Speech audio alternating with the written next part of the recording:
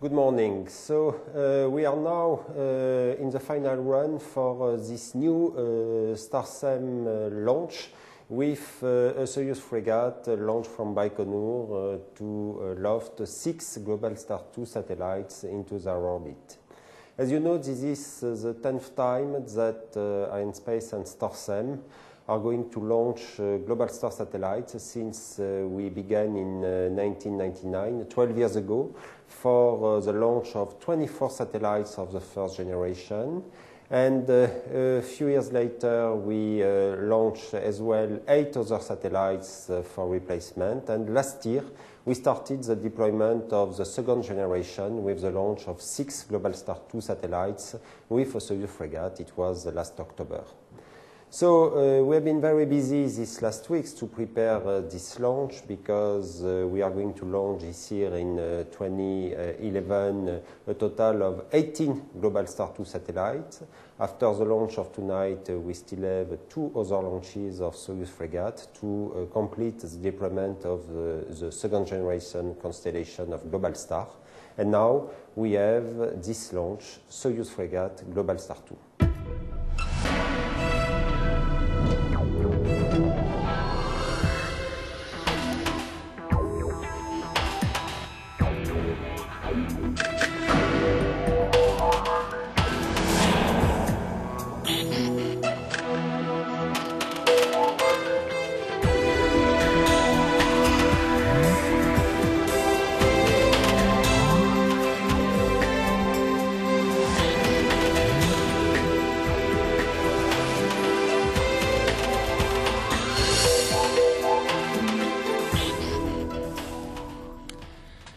Welcome to the Baikonur Space Center.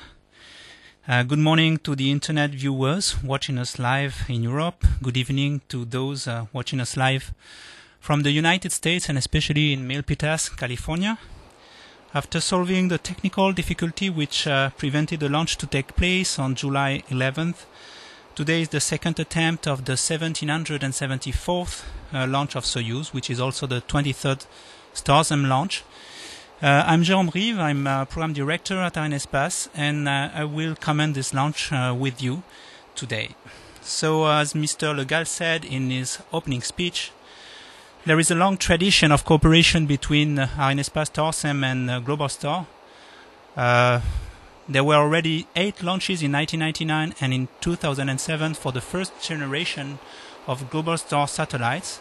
And today is the second launch of the second generation satellites. The first one occurred on October 19th, 2010.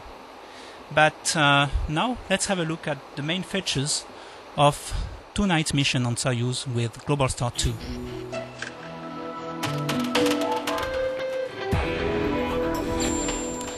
The satellites are manufactured by Thales Alenia Space as a prime contractor located in Cannes, France. Satellites will provide mobile voice and data communications. They will be launched tonight by Soyuz-2-1A, which is a 3-stage vehicle equipped with a digital control system and a large ST fairing. The total mass at launch is above 4.5 tons to be injected on a low Earth orbit inclined at 52 degrees. And the time for liftoff is scheduled at 2 hours and 27 minutes universal time. So we have a very nice view of this morning in Baikonur, where the weather is beautiful, as you can see. The launch vehicle is on the pad now. You can see the upper composite, which is a top body above the 3-stage vehicle. We'll talk about it in more details when looking at the launch campaign movie, which is coming next. Let's just say a few words about the 3-stage vehicle. The first stage is made of 4 strap-on boosters. We have here on the screen the upper composite again. The 4 strap-on boosters and the core stage, which are ignited together. And above that we have the third stage, which you can see here just above the truss grey structure. All stages burn liquid oxygen and kerosene. But now, in order to be familiar with the way these satellites are prepared in Baikonur, let's have a look at the campaign. The 6 Globalstar-2 satellites arrived at Jubilieni Airport close to the Baikonur Cosmodrome aboard a cargo aircraft, namely an Antonov 124. Then they were transferred by road to the payload preparation complex located in Site 112. They were first taken out of their respective containers in order to be finalized, especially with multi-layer installation and functional checks in the payload processing facility, the PPF. They were then transferred one by one to the hazardous processing facility, where they were filled with propellants and then assembled with the dispenser.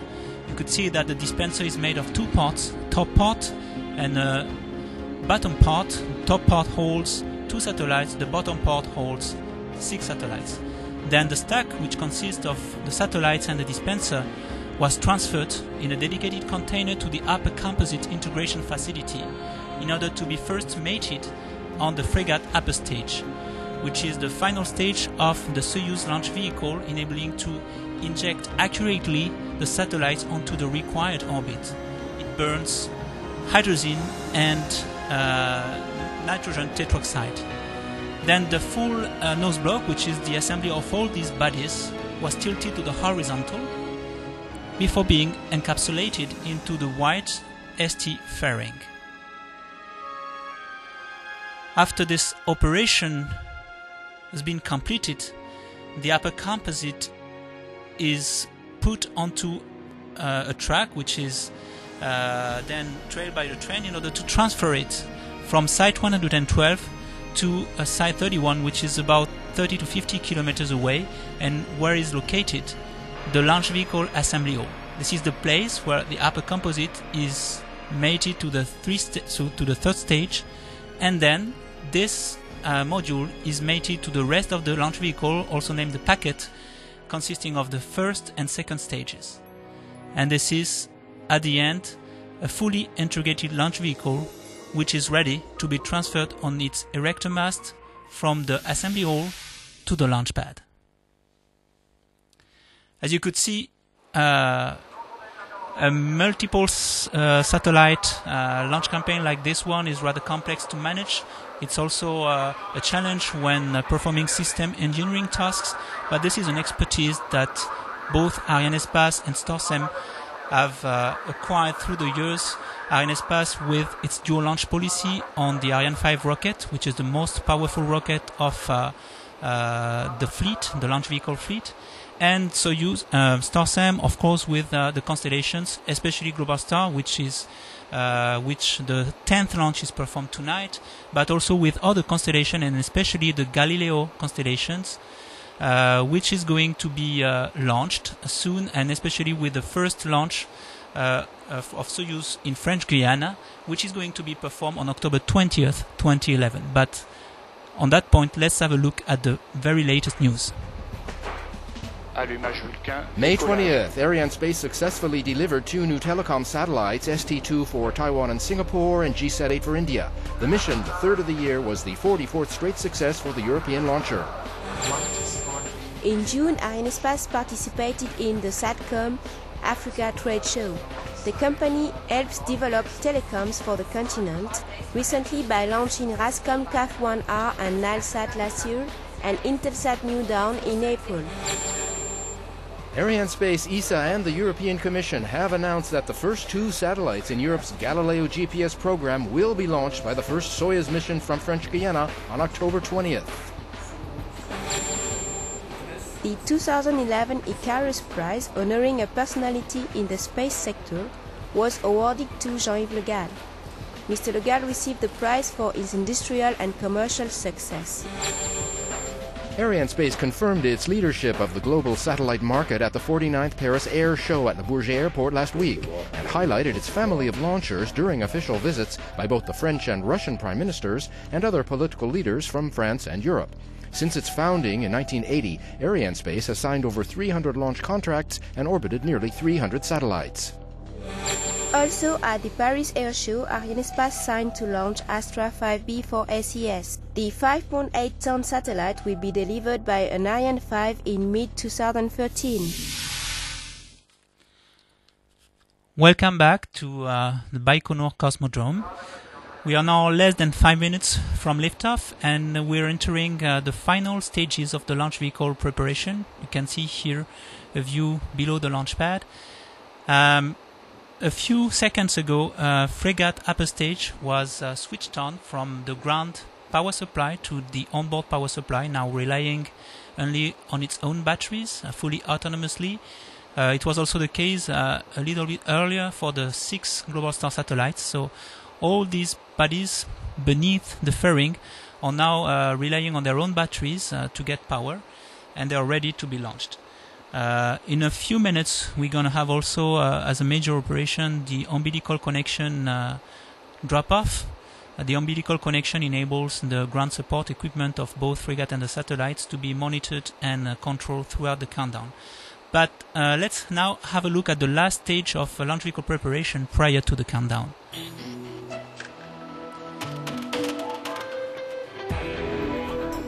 This is the rollout, which occurred 4 days prior to the first attempt.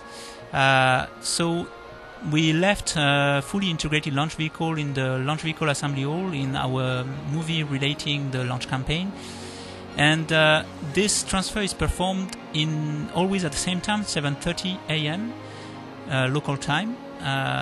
The vehicle is transported horizontally on a train, and in about half an hour it reaches the launch pad. You can see above, on top of the vehicle, on the upper composite, this grey thermal cover protecting the upper composite from the heat during summertime, from the cold during wintertime, in order to maintain appropriate thermal conditions on the satellites and the Fregat upper stage. The vehicle is then erected vertically. The access platforms to enable the final preparations are put close to the vehicle, and then the countdown can begin. So we are now a little bit more than 2 minutes and 30 seconds prior to liftoff, and we are going to witness very soon the umbilical connection drop-off. You could see it. It was not very visible, but we could see that the umbilical connection was removed. For your information, before the launch vehicle actually lifts off, the thrust of the first and second stages, which are ignited together, is going to be increased on a step-by-step strategy. It means that we're going to have first a low-level thrust, then an intermediate level thrust, and eventually a full level thrust, enabling the launch vehicle to actually go above the ground. The reason for this strategy is to enable to perform a certain number of functional verifications in order to make sure that all the engines located on the 4 strap-on boosters and on the core stage are working properly prior to give the authorization to go to intermediate and then full level, and to release the launch vehicle upon the pad.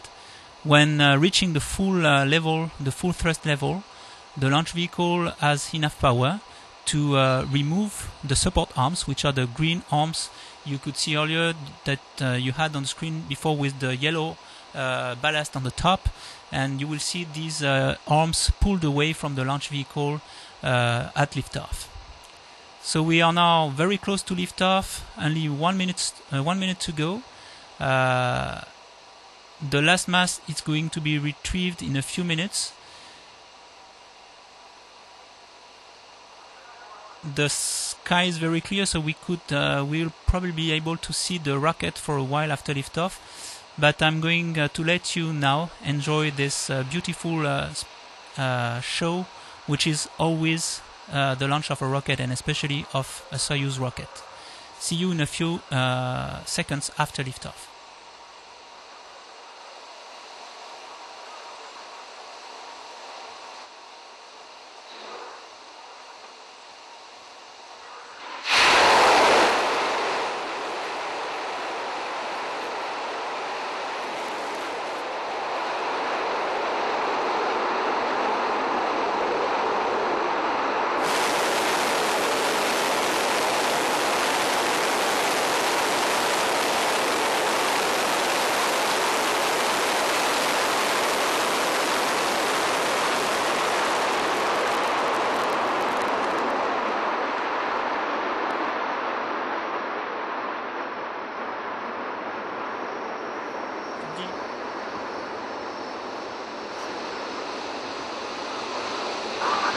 beautiful show indeed of this white rocket going up in the clear sky of Baikonur.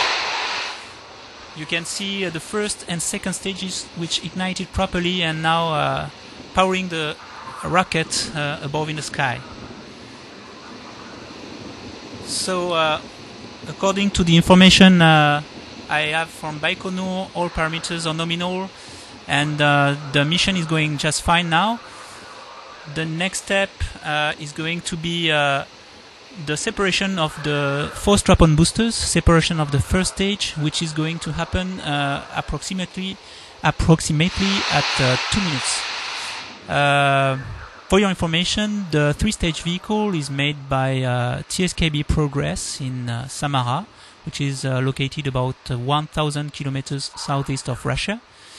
The Fregat upper stage is manufactured by NPO Lavochkin, which is located in Khimki, in the suburbs of Moscow. The ST fairing is also manufactured by TSKB Progress, and the dispenser, which holds the 6 Globalstar-2 satellites beneath the fairing, is manufactured by EADS Astrium in Europe, and mainly in Bordeaux and Les Mureaux in France. So we should reach soon the separation of the 4 strap-on boosters. We can see this. You can see the lights of the strap-on boosters going away from the main core. So we have the confirmation from the telemetry, which is acquired in the Fregat Flight Monitoring Center in Moscow. Which is centralized in the monitoring center in Moscow, and then you can see that the second stage is still burning and going up. So basically the principle of the rocket is always the same. All the propellants on board every stage is burnt out, and once the stage is empty, basically it is jettisoned in order to remove as much weight as possible, to be as light as possible and accelerate as much as possible to go to the required, the targeted orbit. These stages fall down on the Earth in allocated drop zones, which are authorized by both the Russian Federation and the Kazakh state. These drop zones are safe zones where there is no inhabitants, in order to make sure that the launch can occur safely. You can still see the light of the second stage burning, which is now far away due to the very bright light. It's not as visible as it would be during a night launch, but you can see it yet.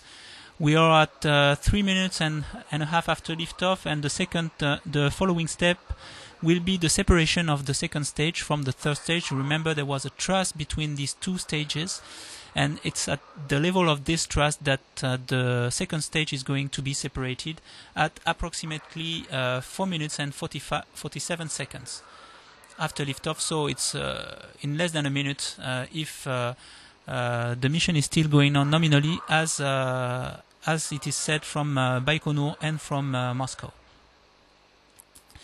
So at the same time, or almost at the same time, there is going to be a separation of the aft cover, which is located on the third stage and protects the third stage engine from aerodynamic friction. This aft cover is not useful at the altitude which is now reached by the launch vehicle, and as soon as possible it is released in order again to save some weight. And also a few seconds after this event, the fairing will be jettisoned, because it is not needed any longer to protect the satellite and Fregat from the friction due to the atmosphere at this altitude. So we are waiting for the confirmation of the second stage. Okay. The second stage separation has been confirmed. The third stage has been ignited. The aft cover was separated, and the fairing has been separated. I've got all the confirmation of all these events, which are simulated on the screen and of course are not visible any longer today. Sometimes it may happen though, but today with the light, which is very bright, it's not possible. So the third stage is now working nominally and going to inject the Fregat upper stage and the satellites on the dispenser onto the targeted orbit. This will take about 5 minutes, and after that Fregat will perform a first burn with its main engine in order to inject the stack, the nose module, onto a circular parking orbit. It will stay there for about 1 hour until the second burn of Fregat of the main engine of Fregat is performed for a duration of about 1 minute and 20 seconds, which will enable to inject the satellite onto the final orbit, and then we'll wait for being back in visibility of the ground tracking stations before performing the satellite separations. First the 4 bottom satellites, second the 2 tops. First the 2 top satellites, and second the 4 bottom satellites. We are going now to stop the video transmission since there is no visibility any longer, and we'll resume it in about 1 hour and 40 minutes when the separation of the satellite should occur. But before we let you go and give you an appointment within an hour and a half, roughly, please let's have a look at a replay of the beautiful liftoff we had a few minutes ago.